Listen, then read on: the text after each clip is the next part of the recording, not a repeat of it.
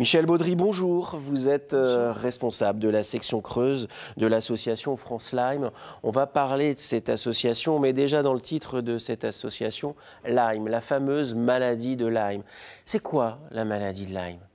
Alors la maladie de Lyme, c'est une maladie, c'est une infection transmise par les piqûres de tiques. Et les tiques peuvent transmettre aussi d'autres infections du même genre lors d'une morsure. Vous êtes atteinte de cette maladie qui a été diagnostiquée il y a 4 ans, c'est ça? Oui, voilà, j'ai développé il y a 4 ans avec aussi une co-infection qui s'appelle la babésia. Qui est liée aussi à cet animal qu'on appelle la tique? Oui, oui, tout à fait. C'est ce qu'on appelle l'éco-infection, en fait. Il est porteur, cet animal, de plusieurs maladies. On parle de la maladie de Lyme, mais ça veut dire qu'il y a plusieurs maladies portées dans cet animal. C'est vrai que la maladie de Lyme, la borréliose de Lyme, c'est quand même ce qui est le plus médiatisé et que les gens comprennent plus facilement et reconnaissent quand on en parle. Mais effectivement, les tiques peuvent porter énormément de parasites, de bactéries, de virus. Bon, bien sûr, toutes ne sont pas porteuses de bactéries et de pathogènes pour l'homme, mais dans certaines régions, il y a eu des études, elles portent jusqu'à 5 bactéries, enfin 5 pathogènes dans une seule tique. On a toujours la surprise, on va dire, on ne sait jamais ce que contient la seringue. Oui, c'est ça, c'est exactement, c'est une très bonne comparaison, très bonne comparaison. Regardez ce qui suit sur la maladie de Lyme et ensuite on continue à écouter Michel Baudry. Attention, devinette. Je suis un parasite qui aime la chair fraîche, mon nom est identique à celui du bruit d'une montre et représente aussi des mouvements compulsifs surprenants. Je suis une tique, évidemment, bravo. Les tiques sont des acariens dits de grande taille, mais de quelques millimètres seulement. Leur activité principale est de se loger chez les mammifères qu'ils croisent, dont vous, pour sucer votre sang. Mais ces petits vampires ne sont pas toujours inoffensifs. Certains sont infectés par une bactérie et peuvent transmettre la maladie de Lyme, appelée aussi borréliose de Lyme. En France, la majorité des contaminations surviennent entre mars et septembre, en pleine nature. Autant des copains, des balades en forêt et de la saison des barbecues en short et en claquettes. Un vrai petit coin de paradis pour ces bestioles. Une fois mordu par une tique infectée, les premiers symptômes apparaissent dans les 30 jours sous la forme d'une plaque rouge et ronde, parfois accompagnée de fièvre, de frissons, de fatigue, de maux de tête ou encore de douleurs articulaires. Bref, une bonne sensation d'état grippal. Et si le diagnostic est compliqué à poser, des examens sanguins vous permettront d'accéder aux antibiotiques adaptés pour oublier votre mésaventure. Attention, sans traitement, de sérieux problèmes neurologiques ou d'articulation peuvent faire leur apparition longtemps après. Difficile de faire le lien avec le tic squatter, mais sachez qu'il existe une liste de 46 symptômes liés à la maladie de Lyme. Si on en repère 15, on vous prendra au sérieux. Mais rassurez-vous, cette maladie infectieuse n'est pas contagieuse, donc inutile de vivre en quarantaine. En revanche, pour sortir serein, sortez couvert, même en été. Justement, on va parler des meilleurs moyens de se protéger, évidemment. On ne va pas rester chez nous, on va quand même continuer à sortir. On va revenir sur plusieurs éléments de ce que vous venez de voir à la maison, mais je voudrais qu'on comprenne ce qu'est cette maladie au quotidien, Michel. Vous avez été diagnostiqué avec cette maladie. Qu'est-ce qui a changé dans votre quotidien? Comment la maladie est en vous modifie vos journées? Essentiellement, pour moi, au niveau de la fatigue. Donc vraiment, quand on appelle fatigue au niveau de Lyme, c'est ce qu'on appelle vraiment de la fatigue chronique. C'est un épuisement? Mais c'est un épuisement, mais c'est comme quand on couve une grippe, mais permanente, en fait. C'est quelque chose qui va coucher, qui va nous freiner dans nos activités quotidiennes. C'est douloureux? Ça peut. Les articulations? Oui, enfin, ça aussi, c'est pareil. Il y a des personnes qui sont touchées plus au niveau des articulations, mais il y en a d'autres, étant donné que ça peut faire des symptômes dans tous les organes du corps. Il y a des gens qui ont des atteintes neurologiques. Moi, par exemple, j'ai une atteinte essentiellement neurologique, des atteintes cardiaques, des atteintes ophtalmiques, potentiellement tous les organes. Il n'y a pas que les douleurs musculeuses squelettiques. J'imagine que ça a évidemment bouleversé vos habitudes, votre vie.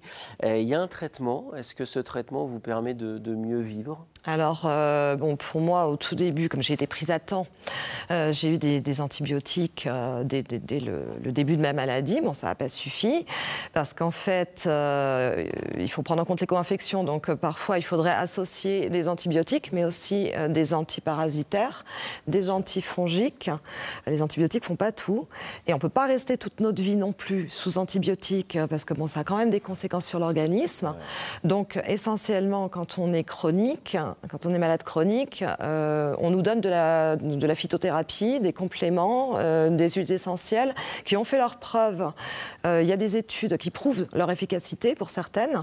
Et donc, on peut prendre ça sur du long cours ou de façon pulsée, de manière à éviter des rechutes ou alors une aggravation. Donc, les antibiotiques, après, on peut en reprendre sur des périodes dès qu'il y a une aggravation. Bien sûr. Il y a des questions évidemment qui sont nombreuses sur le sujet. La première, c'est je découvre une tique qui se balade sur mon corps ou accrochée à mon corps.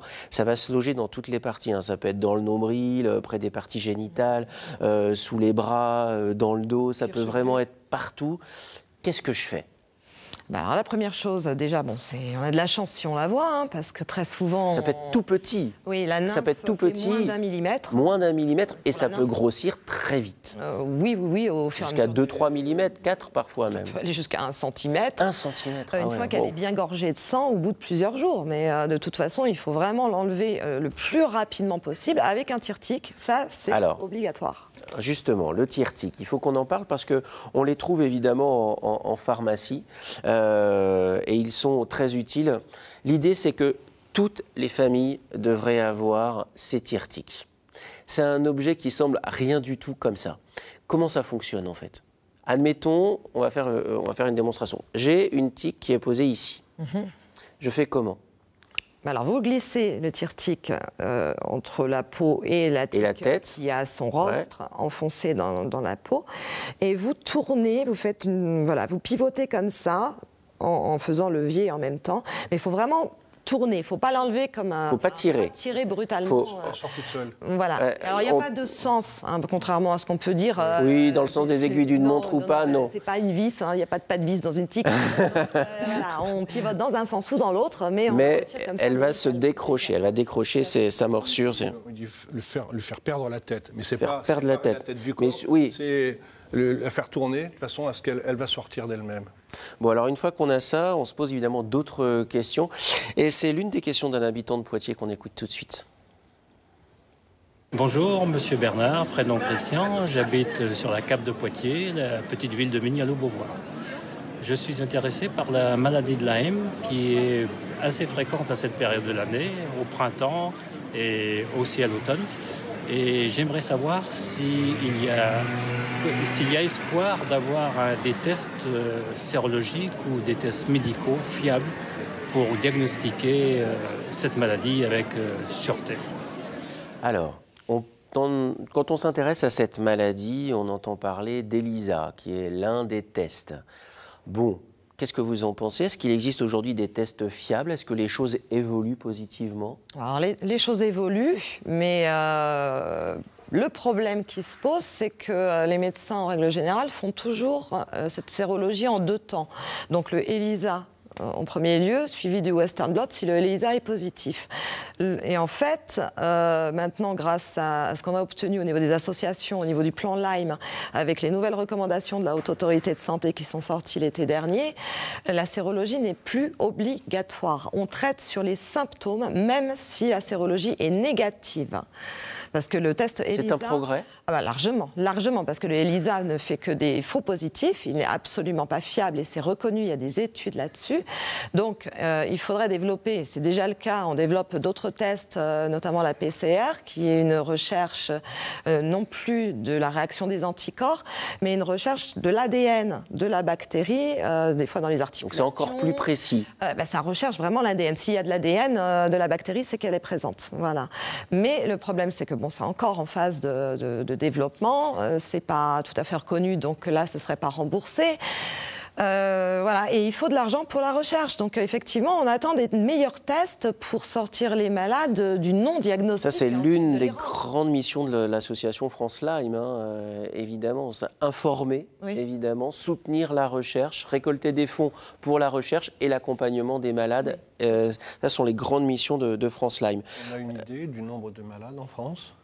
C'est largement sous-estimé, mais les derniers chiffres, donc, qui sont accessibles sur le site de l'Institut national de veille sanitaire, c'était 54 000 nouveaux cas par an qui se rajoutent. Et encore, il y a un enjeu. Ce sont les cas diagnostiques. Alors ça aussi, c'est très sous-estimé parce que les chiffres, il n'y a pas de surveillance obligatoire.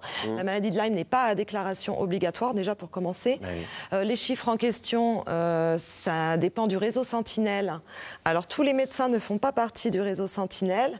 Ensuite, pour que ce soit comptabilisé, il faut que la personne ait fait ce qu'on appelle un érythème migrant. Ce qu'on a vu, hein, c'est-à-dire le cercle rouge et le point rouge au centre. Et il faut aussi qu'il ait le test positif. Sauf que l'érythème migrant n'est pas obligatoire sur chaque morsure. Non, bien au contraire, il arrive dans moins d'une fois sur deux, moins de 50% des cas de maladies avérées. Il y a un professeur qui est à Garches, qui s'appelle le professeur Perron, qui est le spécialiste français de la maladie de Lyme, qui a écrit un livre qui s'appelle « La vérité sur la maladie de Lyme ». Si vous voulez en savoir plus, ce livre est absolument passionnant et dans la ligne de pensée de l'association France Lyme. Quelques conseils pour ceux qui nous regardent et qui se disent « je ne vais pas rester cloîtré à la maison, il va faire beau, j'ai quand même envie d'aller me balader dans mon jardin, dans les bois ». Attention, ça n'est pas réservé aux gens qui habitent à la campagne. Dans les jardins publics, on va le voir, il y a aussi beaucoup de tiques. Quels conseils on peut donner aux gens ? Eh ben, déjà au niveau vestimentaire, même si c'est en plein été, bien se couvrir, mettre pantalon, manches longues, le pantalon dans les chaussettes. Et, super élégant. Et quand on croise quelqu'un comme ça, on se dit « Ah, toi tu connais la maladie de Lyme, Coco, t'as le pantalon dans les chaussettes ». On préconise aussi des vêtements clairs pour voir les tiques plus facilement si elles nous manquent dessus, en fait, pour les repérer avant qu'elles... Et puis ensuite, le soir, inspection de la famille. Mettre du répulsif. Ça, c'est clair, net, précis. Moi, je sors plus sans parce que je n'ai pas renoncé du tout aux sorties en forêt, malgré la trouille et la phobie des tiques. Mais par contre, je mets énormément de répulsif. Donc, il en existe, ça se trouve en pharmacie, pour imprégner les vêtements. Donc, c'est chimique. Ça fonctionne bien ? Ah, très bien. Très bien. Moi, j'utilise quotidiennement. Quand je passe pas mal de temps à l'extérieur. Et donc, je mets mes chaussures. Je mets toujours des chaussettes, des chaussures hautes, bien sûr. Et le répulsif. Et un répulsif sur les chaussures, les chaussettes. Et franchement, j'ai pas de sur la peau aussi. Et il existe aussi maintenant, parce que moi je prends 2 répulsifs, donc un aussi qu'on peut mettre, pareil que pour les moustiques, sur la peau. Et maintenant, il en existe qui sont tout aussi efficaces et qui sont à base d'huile essentielle. Ah oui, ça fonctionne très bien. C'est à base de citriodiol 30, en fait. Et c'est un peu plus naturel. À base d'eucalyptus citronné, et c'est reconnu, et c'est tout aussi efficace. C'est repousser la tique, ça évite qu'elle morde. Voilà. Bien sûr. Et ensuite, l'inspection obligatoire. Les vêtements à mettre au sale. Et le mieux, c'est au sèche-linge, parce que là, ça ne résiste pas les tiques, elles meurent direct. Donc après chaque balade, la douche, brosser les cheveux, inspecter partout. Et les enfants aussi. Si on est tout seul, on utilise un miroir. Pour regarder dans le dos. Voilà. Les endroits. Et on les met pas. On peut les envoyer. Alors ça, c'est assez méconnu encore en Limousin, mais il faudrait en parler. L'application Citic. Donc il y a aussi un site internet. Ça marche ça fonctionne avec l'INRA et on est en partenariat. C'est une collecte participative de tiques. Donc on les envoie. Donc à Citic, on déclare les piqûres de tiques aussi bien sur les animaux que sur les humains. Et eux, ensuite, ils les analysent pour dresser une cartographie française de tout. C'est participatif. Voilà, tout à fait. C'est très bien. C'est assez méconnu, mais ça commence. Et ça fait avancer les choses. Sur les stands de prévention qu'on fait, les gens sont très demandeurs et les kits pour envoyer leurs tiques, ça part comme des petits pains. Donc ça, il faut vraiment tuer la tique. Bon, ok, mais maintenant... Participer à la recherche. Et si vous voulez en savoir plus, en fait, c'est très simple. Vous rentrez en contact avec nous, on vous mettra en contact avec Michel Baudry, qui est intarissable sur le sujet de la maladie de Lyme. Et comme on la comprend, je trouve que pour une première télé, c'était bien. Vous aviez peur, vous avez dit plein de choses, mais il y a encore tellement de choses à dire. Vous nous écrivez et on transmettra évidemment